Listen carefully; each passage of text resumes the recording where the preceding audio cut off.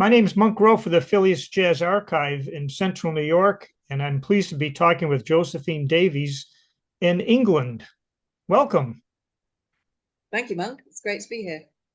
I see you in a studio setting, and um, I saw a quote from you I'll start with, and I'll just paraphrase, but you were talking about writing tunes and inspiration, and that you depend often on your bandmates to make new ideas recordable. And I thought that was an interesting adjective. And what for you makes, now that you're in a studio recording, what makes a tune or composition worthy of recording?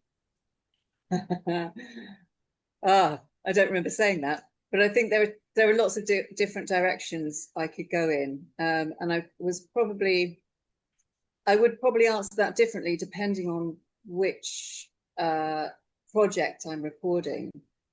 So Satori is my trio, drums, bass, and me. And for that one, I would say less is very much more. So I try and write very simple motivic themes that we can then develop as a band. So there's lots of freedom, lots of space.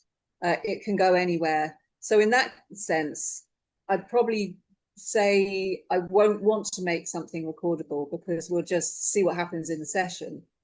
Whereas if the project is either the last album I did was with the great English piano player Alcyona Mick. So the tunes that I wrote for that were much more involved, much more harmonically dense, much more complex, I suppose. And then I would really want to have a sense of more of the structure and the shape of how it would end up. And I suppose what I meant by that quote might have been more, we need to play it in. We need to gig these kind of tunes before we record them, so that we're all comfortable with where we could go. Otherwise, it's a bit, you get in that recording mindset of, oh, that wasn't really the take, let's do it again. And then you're trying to find something rather than allow for the spontaneity, let's say, that comes out of those situations. That's a great explanation. And when you said less is more, it just made an impression on me because over my shoulder is a picture of Count Basie, who that was his mantra for a lot of things, with his own playing and the arrangements that he liked. He didn't want them to be too dense. So you're after spontaneity with this particular project, and do you have a sense of you do a take and everybody in the trio says, that's it. We don't need to do that one again. Yeah, I mean, that's the best case scenario. I suppose because for me, it's the studio situation is always a challenge because I get so much out of a live playing situation. And I really feed off the audience, and I love the sense of um, connection with the band and the audience and the space and the venue, and that way of, well, this is only happening in this moment. That's it. You're never going to hear it again. And actually, two of my albums are live albums, and they are, I think, arguably the better albums. Who knows? There are good things and bad things because you can't polish it after it's happened. So in the studio situation, yeah, I'd say that's the best case scenario when it feels like you've done a take, that was it. You've got nothing more to say. You don't need to say anything more. It was tight enough, although that's not my main requirement. The main requirement for me is that everyone says something authentic and there's something happening and it's vibey and it's interesting. And then the bits that don't quite sound as polished as they could be, for me, I can let go of that rather than have a very perfect take that's perhaps not that interesting. Because there's so much music in the world, there's so much of deep interest that what I'm looking for, what matters so much to me is something different, something alive, something where you can really hear the personality of the musicians. And then to me, it doesn't matter if there's a bit that's, the hit between the bass and the drums doesn't quite happen at the same time, or someone plays a fluff note. Those things are less important to me. I'm going to guess that perhaps you do not take advantage of the technology that enables us now to get rid of a stray note, or oh, the bass hit this just before the bass drum. Let's move the note. I would say that's a very fair comment. Yes, that I don't necessarily take advantage uh, of technology. In some ways, maybe I could do more of that. But in other ways, I think whatever happens on the day happens on the day, and that's what people get. I always think that we as musicians are so overcritical of what happens, but our own playing primarily, and we can get really caught up in knots of that could have been better. But technology allows us to make changes that we wouldn't otherwise be able to. And there's something about that I can never make a definitive statement of what's right and wrong, because we're all different, and different genres of music will require different technological input. But I guess there's always a question mark for me around how much are we going to edit a jazz performance? Is that what John Coltrane would have done? Yeah, we'll talk more about him in a bit. Yeah. The idea of your audience, I was curious about this. If you think about, for many years, an audience would go to a club and they would hear oftentimes standards and things they knew.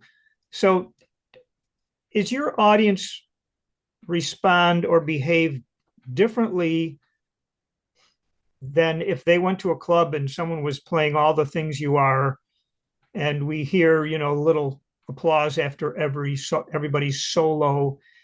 I'm imagining that your setting is somewhat different than that. It can be. Yes, I would say. I mean, I do a lot of varied work. My favorite kind of concert is really almost a chamber music concert, where people are really turning up to listen, and there's an atmosphere, and there's a sort of responsiveness, that kind of setting.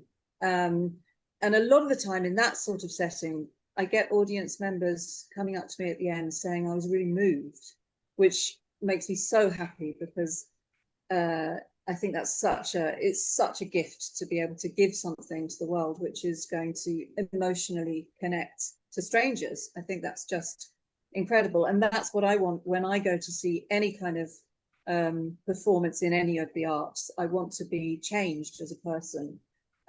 However, it's not only that. When I go, maybe I'll go and see something that perhaps is more in the jazz tradition, where you can hear such atmosphere in the audience, but maybe it is a little bit more, well, I'm going to applaud this person's solo because it was fantastic. And it's more in that tradition of each person in the band is doing something quite outrageously good, and the audience is involved on that level. My example, I suppose, funnily enough, I was listening to this yesterday because I'm taking down one of the tunes on this album, which is Spirit of the Moment, which is Joshua Redman's live album at the Vanguard. Maybe it's at the I think it's at the Vanguard. And the audience are just incredible, whipping and hollering, and he plays this blues lick on something or other, and they just go nuts for it, because he's a real showman, much more so than perhaps I am. And of course, is just an astonishingly good saxophonist. So he's really got the audience on side. And I love that as well. So it's not always that I want that sort of more chamber music environment, but that's certainly where I perhaps feel most at home, so that the band and I can really develop something, open something up. And that sort of music perhaps is more free, is more of the originals, stuff that I do, rather than the standards gigs or things like that. So I guess there are two different areas that I really like to play in, and they're quite different, but perhaps it's all about just being authentic in the moment. Do you feel it's helpful to I'll use the word explain.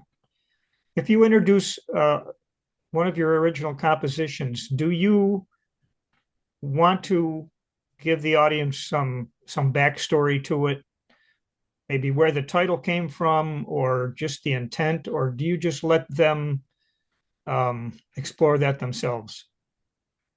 That's a really good question, and I'm always in two minds about it because obviously music is well, instrumental music is obviously wordless stories, let's say. So there is something about allowing the audience to have their own experience of it and make their own narrative. But I do think they like sometimes they like to know a bit about where the music has come from, and often I do have a an influence, sometimes quite a specific influence. But then I think, well, how visible is that in the music?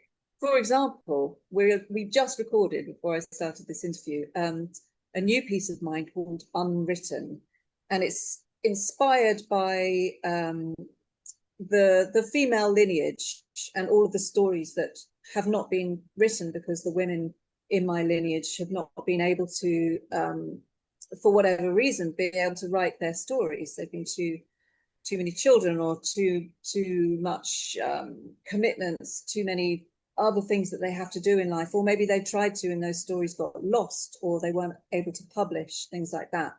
And now I'm in this position of being able to be able to write, or not words but music, and get that out into the world. And there's that real tangible difference between me and, say, my grandmother.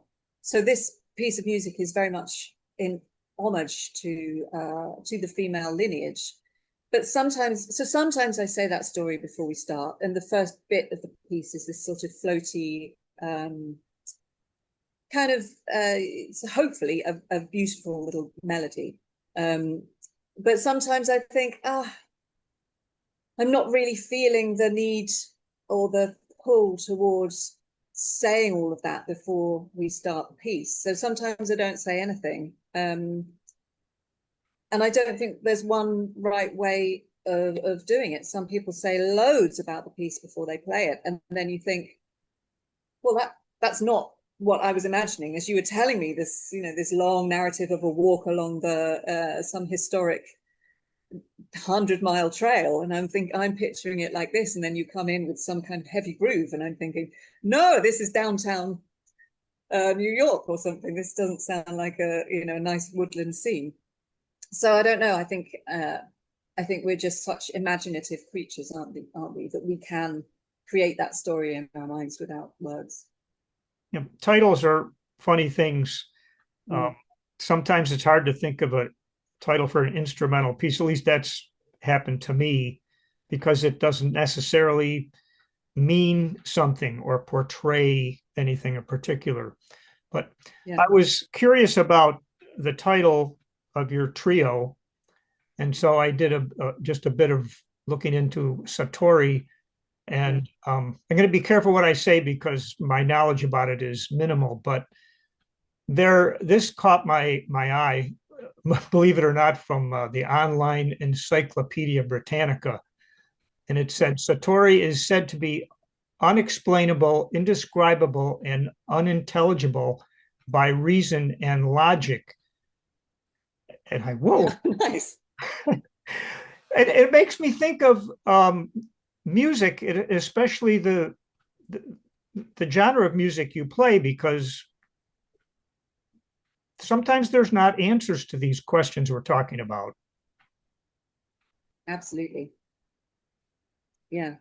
I've not heard that definition before, and I can't remember where or the exact wording for the definition that I first came across this word in a really great book called Free Play by Stephen Nachmanovich, who is a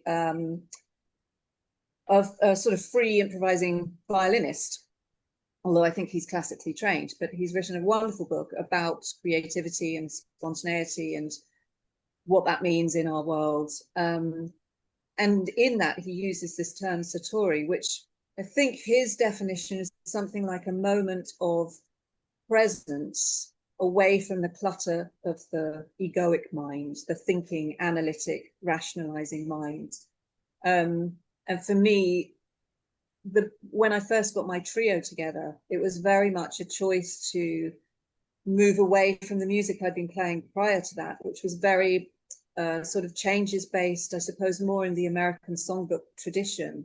And I wanted to do something totally different, I think, much more spacious, freeing, sort of let go of all of the structures that you get, like time and harmony and a certain number of bars or measures per form, etc. All of that stuff, which I think it's really important to work on and to be familiar with and comfortable in, and then see what happens if you let go of it all.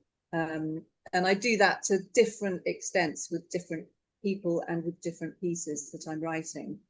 So that word really resonated with me in terms of that's what it is, just to be present, not have any goal or direction necessarily that needs to happen, and something will happen. Would you describe the attraction to that as spiritual? Yeah, definitely. I think it goes alongside my sort of spiritual development that's been burgeoning over the past 10 years or so, I would say. And that is very much, yes, trying to let go of the egoic needs, the need to be in control of life. I heard this beautiful thing yesterday, which was something about, we have so little knowledge really about what consciousness is, what we're doing here, who are we, what's happening, what's in the universe, and yet we have a tiny, tiny, tiny amount of control over what we do and what that looks like. But we grab it with both hands, and we're so attached to the outcome of so many things. How we sound, what people think, what we look like, what we feel like on a day-to-day basis.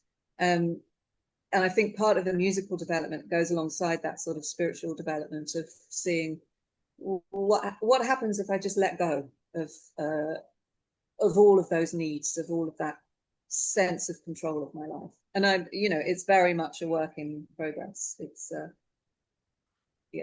not somewhere I would say is a set piece.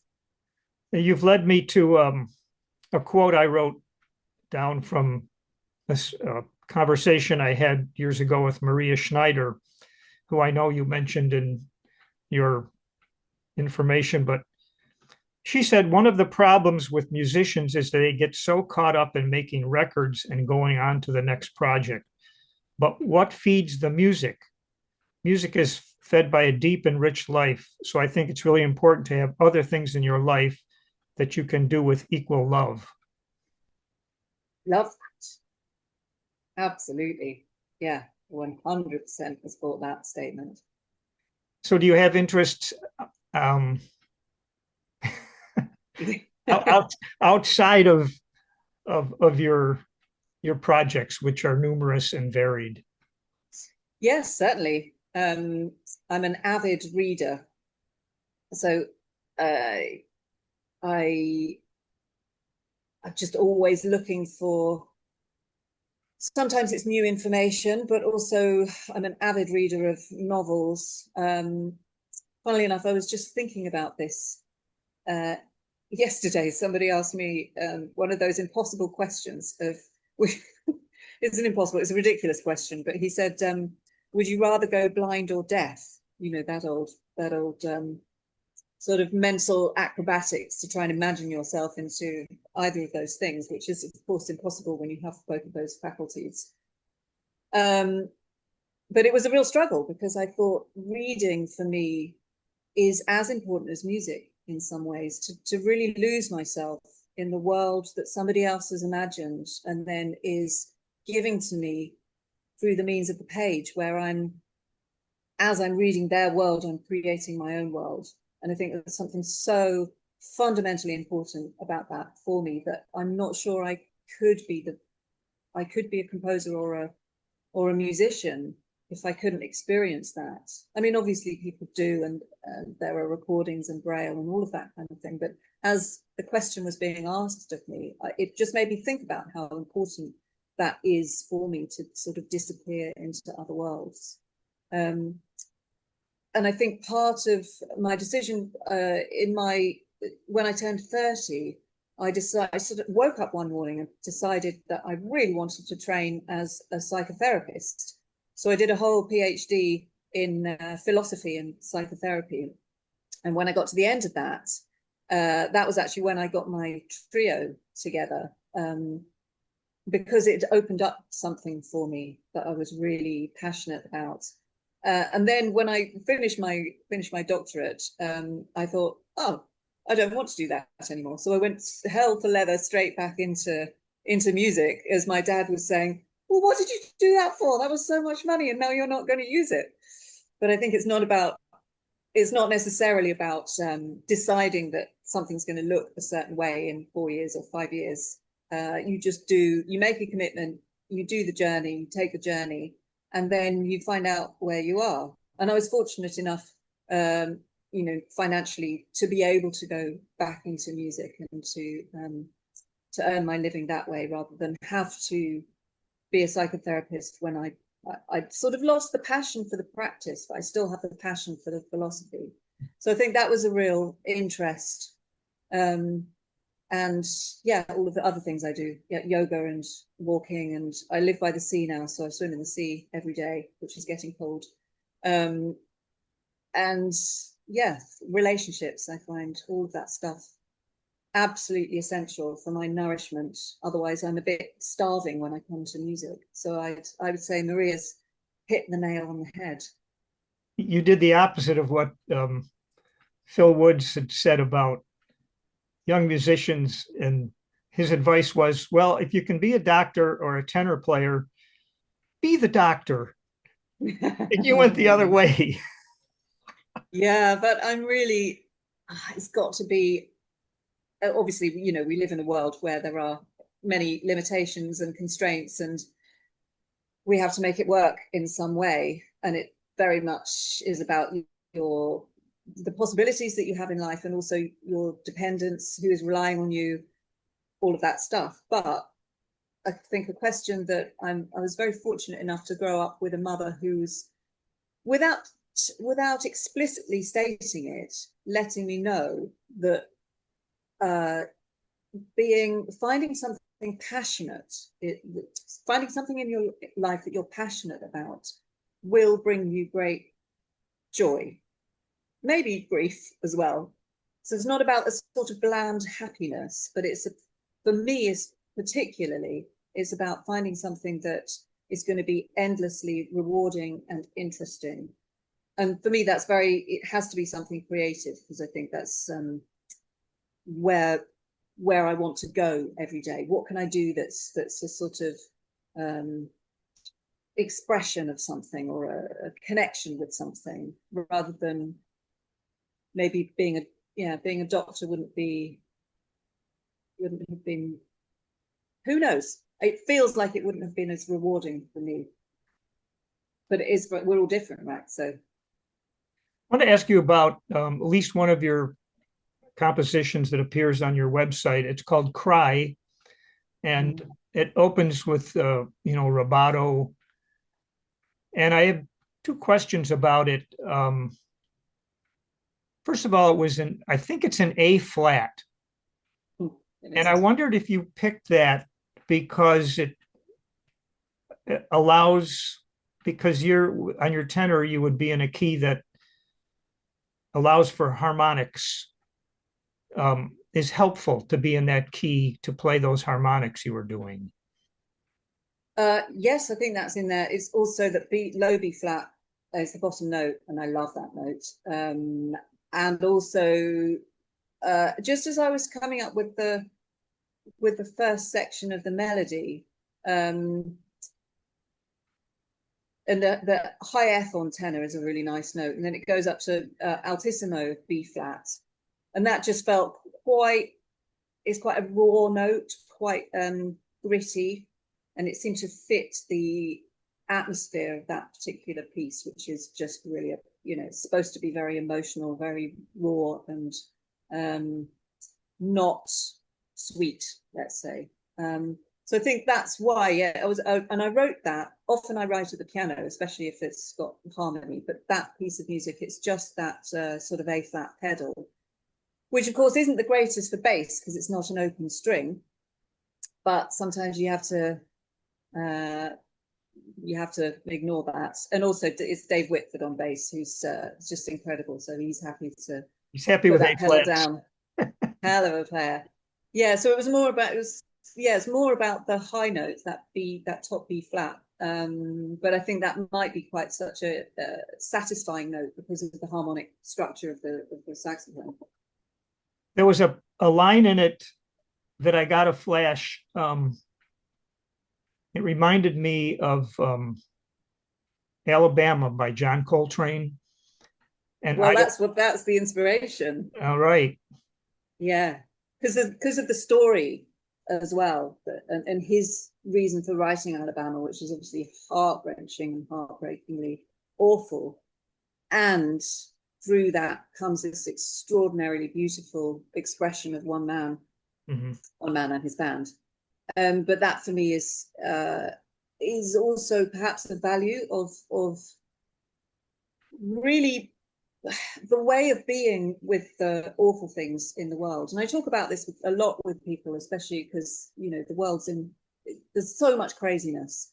And I think people can get very disheartened and depressed, and they can find themselves in a bit of an apathetic state of, well, what's the point of doing anything when the world leaders are also monstrous? How on earth do we cope? What do we do?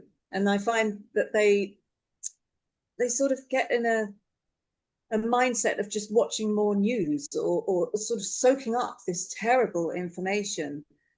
And my sense is that unless you do that consciously and in some way use it for good, then it will suck you dry. It will absolutely suck your energy. So for me, seeing something like or listening to something like Alabama, where John Coltrane is seeing this horrific crime and then writing this extraordinarily beautiful piece of music and expressing all of whatever he was expressing within that, for me, that's the inspiration. So what can I do with the feelings of struggle, darkness, despair? And if we as musicians, artists, whatever it is, if we can turn that darkness into something where people can be moved, can feel emotion, then that to me is just what a thing to do with one's life. That seems like a real honorable way to live.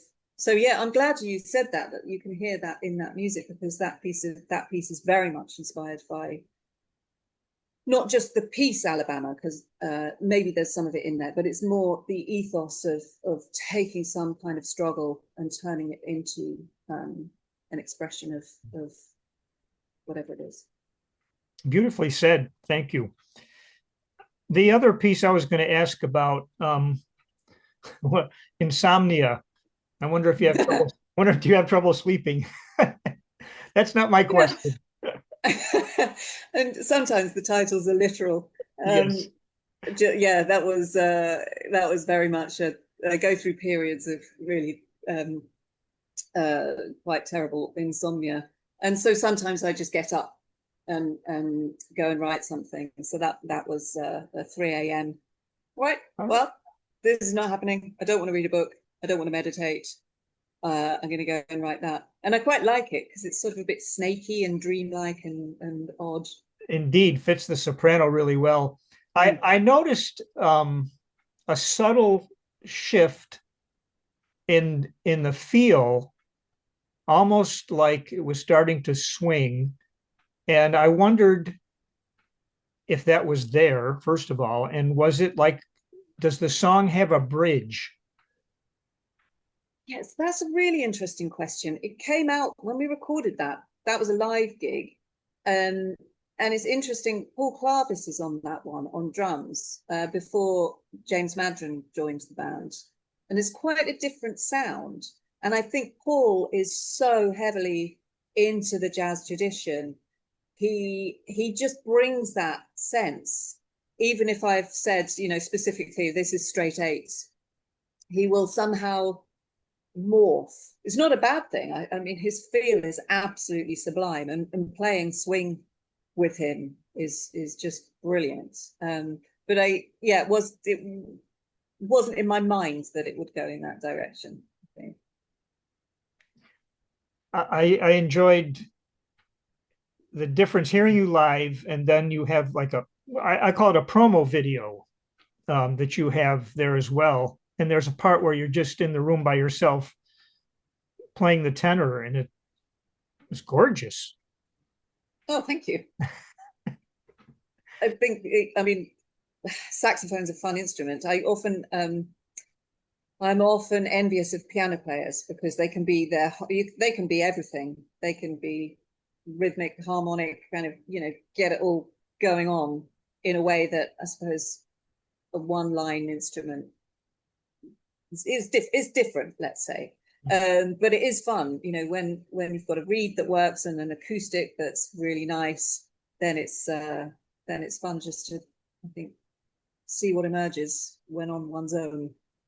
What's the average venue that you try to book? And I'm wondering if you're required sometimes to explain what it is you're doing. If a club owner asks you, well, it's not enough these days to say we play jazz. Well, what do you play? Trad jazz, or do you do fusion? Do you have an answer at the ready for that kind of situation? It's so difficult, that one. I sort of say, depending on the project, but with Satori, I say it's contemporary jazz. We do originals, and I might say sometimes in this, influenced by a certain person, or if I've seen that, if I'm trying to get a gig somewhere where they don't necessarily know me, I might look on their website and see who's played that fits my genre, I suppose, that is doing something similarly contemporary, but not way out kind of squeaky honky free jazz. But it's not playing trad jazz or maybe bebop, something like that, bebop, hard bop, that sense of, it would be good to just make sure that they're not, expecting some Charlie Parker numbers, but that we are going to be doing something perhaps more modern. But it is really difficult. And it's funny, what I've noticed with the trio is because there's a lot of free improvisation within it, but there are still melodies, hooks, harmonic progressions, rhythmic things, all of that sort of stuff, some swing. It doesn't fit, say, like Cafe Otto is perhaps the most famous venue in London for free jazz, and it's really, really left field. It's out there, and you get to see some stuff that seems like just people are, that question is this music? They're sort of just brought a load of kitchen utensils and are throwing toy trains at them, that kind of thing. So I don't think it would work in there because it might be too jazz.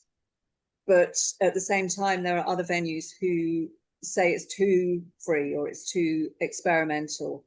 So it's kind of difficult because I don't want to particularly categorize myself so much that I can't just do what I want to do. And in fact, we did a gig the other day, and I can't remember why. I was really in the mood to play Isfahan. So we did Isfahan as a trio at the end of the night. It was great. It was so satisfying just to pop that in. And why not? Billy Strayhorn was an incredible composer. And it didn't feel any different from the rest of the gig. It didn't feel like, oh, we've run out of tunes, let's play a 12-bar blues.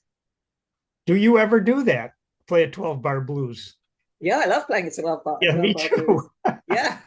What's not to love? I'm glad you said that. You know, I compared to other free jazz I've heard, and I'm not um, I'm more into Cannonball Adderley and soul jazz personally, but your music felt less demonstrative and more inviting, I think, than a lot of, still use the term free jazz. It's an observation, not really a question. Um, Perhaps I've seen some comments on your playing, and they used the critics used the term melodic and melodies. And what makes a good melody for you? Ooh, that's a great question. Uh, I suppose it's something singable. And in fact, a lot of the time when I'm writing, I'm I'm singing the line rather than necessarily playing it on the piano or the saxophone. Or I might start there and then I think, oh, well, what comes next? Or sing what I've just written and then see what the voice comes up with. So I suppose that's part of it, that being singable. But it's so intangible, some of this stuff, isn't it? The quest for the perfect melody. I will answer that from a spiritual perspective, actually, because I love this concept that I also discovered from the writer Elizabeth Gilbert, who I think is a great speaker as well. She's very articulate and she's got some very interesting ideas about creativity. And one of those, I don't think it's her idea, but she adheres to this idea that ideas are present in the universe. We can't see them because they're in a different dimension, but they're constantly inviting us to interact with them and come and play. And sometimes when we're open enough, we get to have a relationship with that idea and we catch it and we write it down. And I just thought, oh, it's so interesting and so different from this idea that everything comes from the individual. You have to come up with everything and it's all on your shoulders and all the responsibility comes from you. So if it's not very good, you're not very good. It's very liberating in that sense. So I really like it. Just this, when I'm writing, especially when it's the more melodic pieces, that the idea is out there and I've just got to keep listening until I can harness it.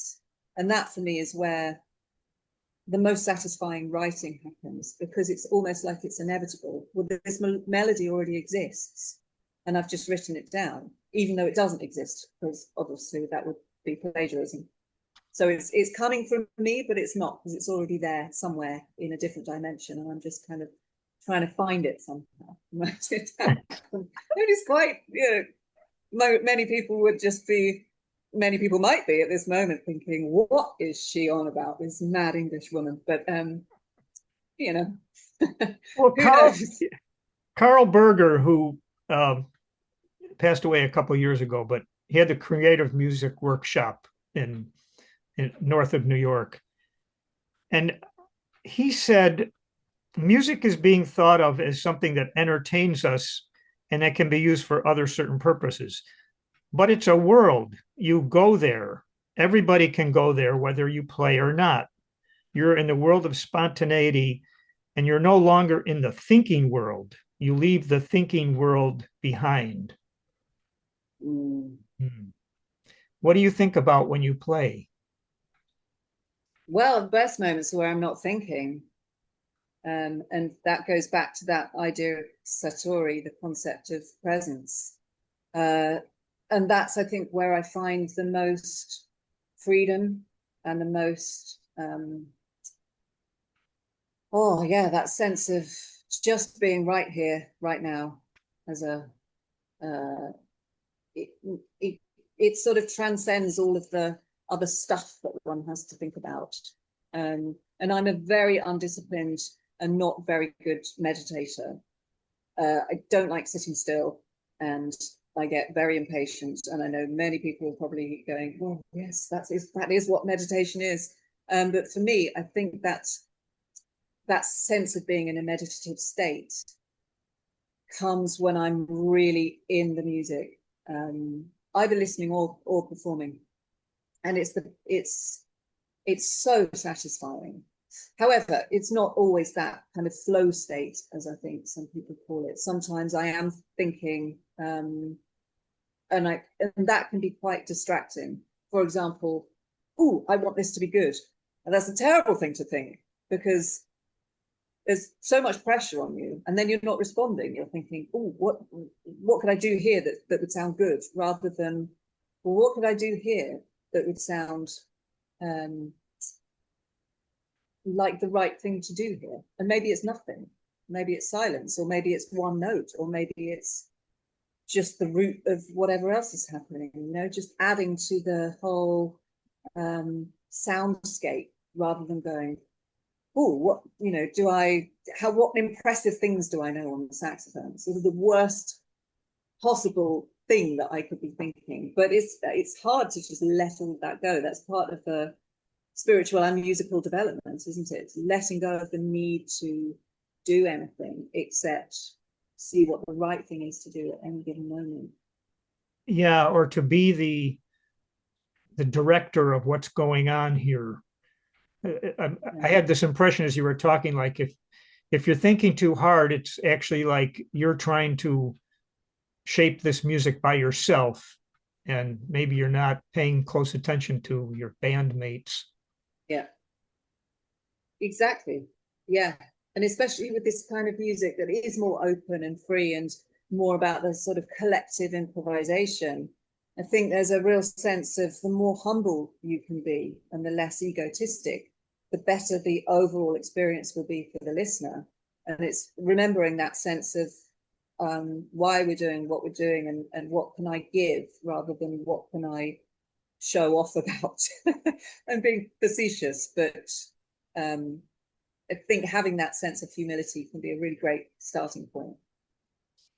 If you talk to current jazz musicians here in the States about the state of jazz, it's usually not an uplifting conversation. Over here, we have academia keeps the music alive. I think that's where it mostly lives, or in the wealthy institutions. But club wise, it's not in comparison to where are the good old days? I'm not sure which days they were, but I'm wondering about how hard is it to make a living as a jazz musician in England?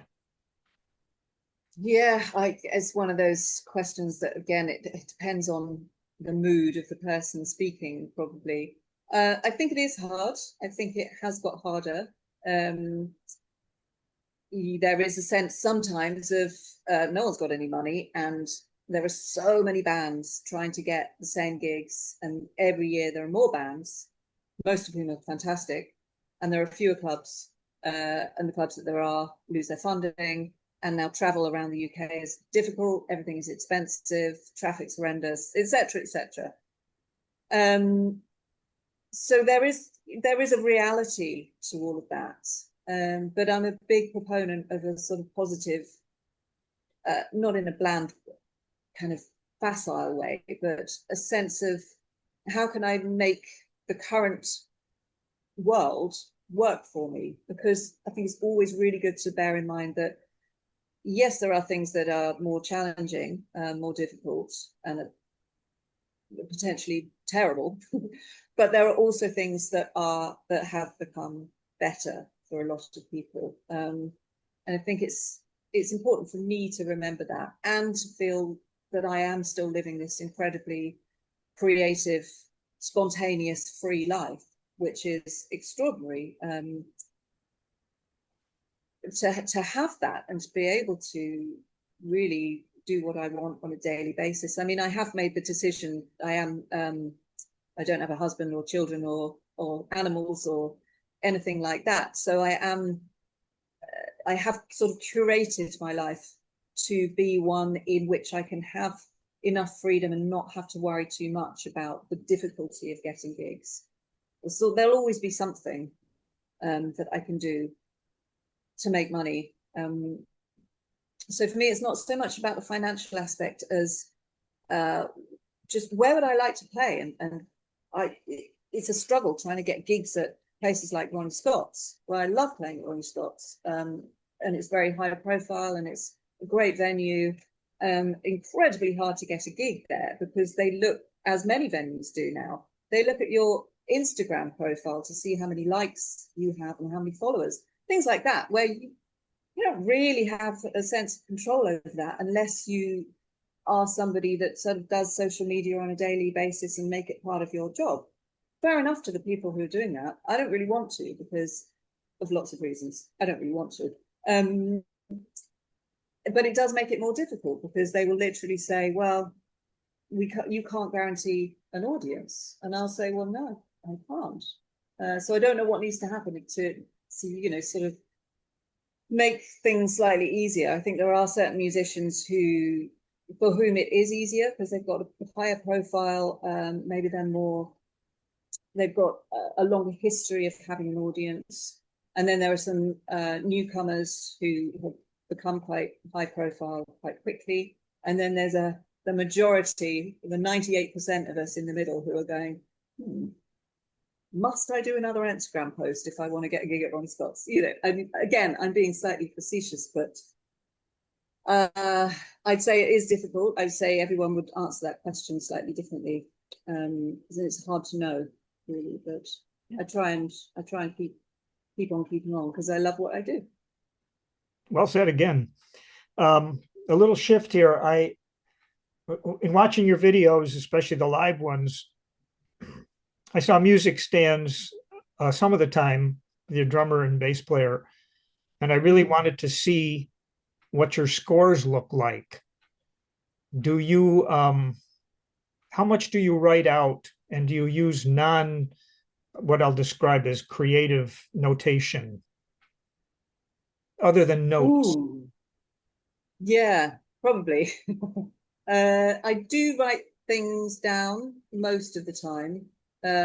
Sometimes that will be a scribble on a piece of paper, and it will sort of say, I use the word ish quite a lot, sort of B minor ish, as in, yeah, we might have a sort of tonic area of B, and then we'll see what happens. And I play with people who are so able to interpret anything that it goes in its own direction, no matter how much or little I write. And then some of the more involved pieces will probably be a more traditional score where everyone has a sense of what they're doing. But I hope even within those things, there's enough space for us to get away from the page and do our own thing and then come back to it. Yeah. Do you hate writing piano parts if they're anything more than chords? No, I love it. In fact, no I write kidding. I love it. I write quite a lot of piano parts. It's often I compose at the piano. And sometimes I can be really specific about what I want because that's how I've written it. So rather than write the chord sequence, I'll actually write the voicing that I want or the pattern that I want the piano player to play, and that can be really specific. Yeah. And Not are all the time. you still pen and paper person, pencil and paper, or are you in finale, etc.? Pen and paper to start, and then I will put it on Sibelius for people to read, which actually I quite enjoy. I like making it all neat, and then it's there in case I want to do any edits the next time. And I have a friend who is only pen and paper, and it's always a challenge because his naturals look like sharps. I have told him. That's a great way to slow down a recording session. Exactly. Is that a sharp or is that a natural? Yeah. What's up for you next? Do you find that you need to shift from project to project depending on the availability of the people you play with. Yeah. Actually, up next is something I'm. It is a collaboration, but it's under the harp player's name. There's a harpist called Maria Christina Harper, funnily enough. She's a Greek musician, and we started playing together about 4 years ago. And we have a trio with me on saxophone and a drummer. And the drummer is in a couple of bands that are on tour a lot. So actually, the next project I'm doing is we have a album release at the end of this month. So doing a tour just around the UK for now, although we did just play in Greece, which was lovely. And that is, we're sort of trying to line up all the dates within November, October, November, because the drummer then goes off on tour for about 6 months after that. So for that project, it's very much that is dependent on people's availability. But actually, with Satori, I often book dates hoping that everyone's free. But often James Madden isn't. He's away a lot of the time, and I have a couple of wonderful deaf drummers. So it still sounds like a band, and with that music, you know, it's kind of free and spontaneous enough for it to be someone can sort of step in and do their thing rather than need to sound like James Madden, which wouldn't be really what I want somebody to feel like they have to do. Yeah, and as you said, you mentioned the one drummer that was playing on Insomnia, I guess, and that they brought something to the table that someone else might not have. Yeah, absolutely. And I think that's what I'm looking for really in band members is somebody that can complement what I've written, but also really be able to do their own thing and interpret the music. So they'll come up with ideas I never would have considered. And then it will go in a different direction. It very much feels like a band rather than I'm the sole composer of this piece of music and anyone can come in and just play it note for note. But that's, I think, the jazz tradition, really, isn't it? A couple of things to wrap up with. I know it's hard to pinpoint one thing, ever, one thing. But is there one recording that you can point to that you heard perhaps in your teen years that just like opened your ears up and provided some inspiration to you? Yes, I can very much pinpoint the album because, funnily enough, I was not into jazz at all. I don't think I'd ever heard any jazz as a teenager, or if I did, I would have thought, what's all this nonsense? You know, I was listening to pretty much 80s pop music, 90s pop music, and being, I was into, maybe I won't say that actually, it's slightly embarrassing. But yes, some low profile popular music, let's say, all through my teenage years. And I went to Guildhall, which is one of the music colleges in London, when I was 18, as a classical saxophonist. Not really having thought about wanting to do music. I'd actually wanted to go into acting.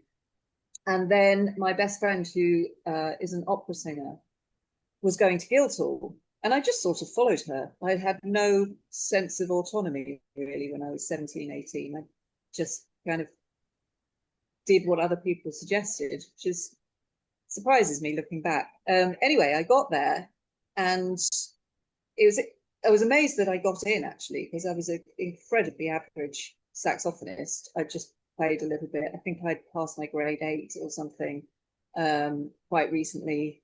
Hadn't really developed any sense of theory or oral or harmony skills, so really knew not very much at all. But I did get in, and when I got there, and they really showed me what classical alto actually sounds like, I thought, oh, I don't really like this. Oh no, sort of, oh, what am I going to do? Do I need to think about this? And in the halls of residence that I was living in my first year, someone had Love Supreme, John Coltrane. And I heard that and I thought, well, that's that sounds like freedom to me. That sounds like some kind of way of expressing life that would be affirming and beautiful and incredible. And then, so I switched to the jazz course when I was 18, or 19, I should say. Yeah. It's a But terrific that story. would be the album. Yeah.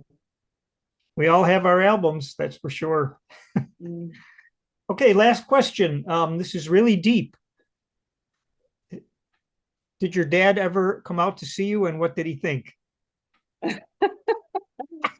I've got two answers for you. The first one is not really. My dad doesn't like jazz. Well, he likes a bit of trad jazz. Um, he doesn't like what I do, even though he values the fact that I do something which requires a certain amount of skill and discipline. Um, and I think there's also an element of jealousy or a slight envy because I think he really wanted to be a rock and roll pianist. Uh, and he didn't. He didn't do that. So I think he's slightly frustrated as a performer himself. So no, he doesn't come to see me play. But the other part of the answer is that my mum absolutely comes to everything. She's a huge supporter and fan, and we did a gig together the other day. She's a writer and a poet. So the band I'm recording with today, actually, we did some sort of free improvisation underneath and around the short story that she was reading, and it was magical. It's really wonderful. I'm happy to hear that. And before I go, I wanted to say you were talking about 80s pop music. Well, over here, we were absolutely nuts about Nick Kershaw. Oh yeah, He had a, absolutely. he was just great. Anyway, Yeah. this has been a really a wonderful conversation. I'm very pleased we were able to do it, and I wish you all the best in the future. Thank you so much. It's really wonderful to talk with you. All right. I'll pause here and we'll say our goodbyes. Thanks a lot, Josephine. Thank you.